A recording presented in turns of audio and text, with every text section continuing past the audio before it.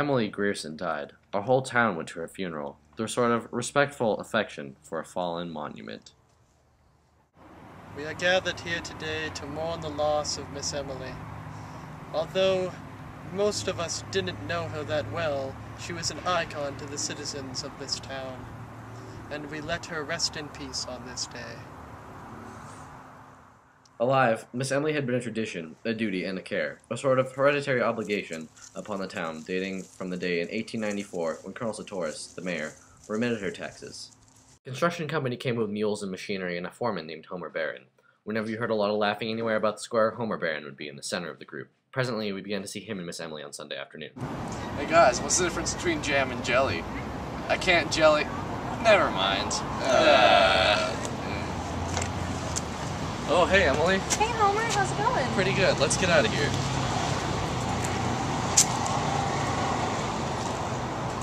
Is that his girlfriend?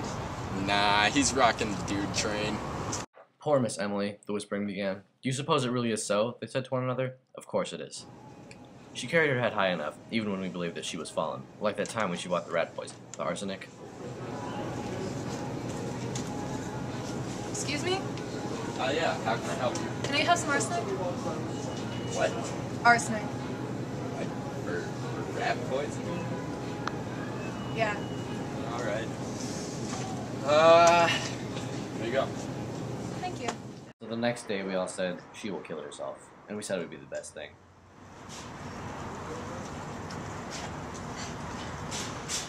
Many years had passed since we had last seen Miss Emily, but over time it became apparent that she had neglected to pay her taxes for some time. A week later, the mayor wrote her a letter with a tax notice enclosed.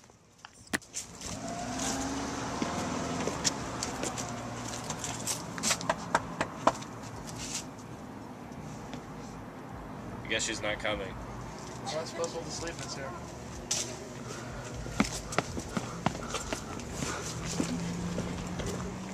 They called the special meeting of the Board of Aldermen. A deputation waited upon her, knocked at the door, through which no visitor had passed in years. They were admitted by the old Negro into a dim hall from which a stairway mounted into still more shadow.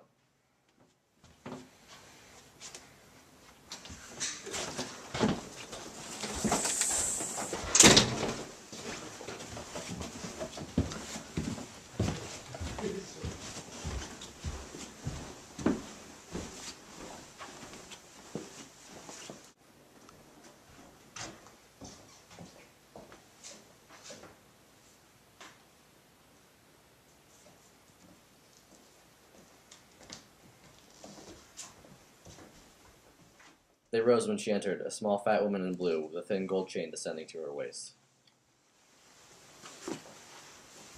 Miss Emily, I'm here to collect the taxes.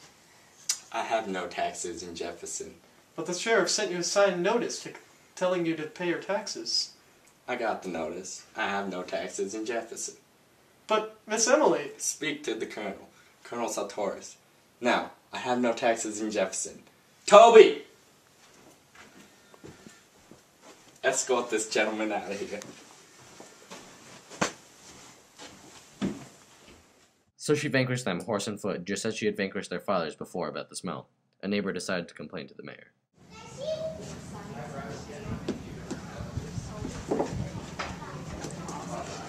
I've come to complain about the smell of Miss Emily's house, sir. I'd be the last one in the world to complain about it, but we really must do something. Damn it, sir, will you accuse a lady to her face of smelling bad? It's really simple, sir. All you have to do is send word to the lady to have her house cleaned. So the next day, 3 men crossed Miss Emily's lawn and slunk about the house like burglars. They broke open the cellar door and sprinkled lime there and in all the outbuildings.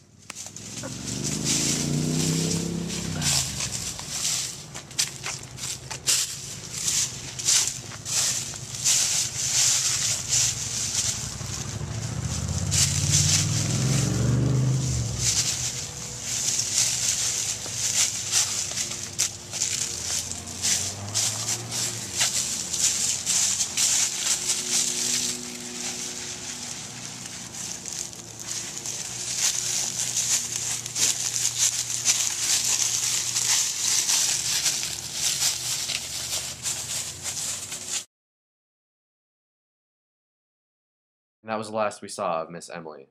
Now and then we would see her at a window for a moment. She had grown fat, and her hair was still that vigorous iron gray. And so she died, fell on the house filled with dust and shadows.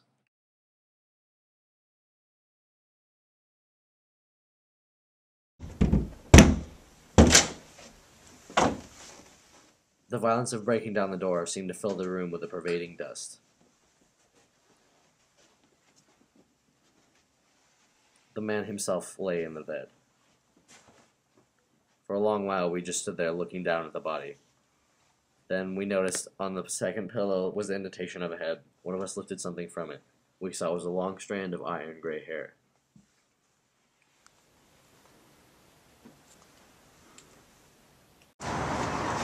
Oh, you guys can go.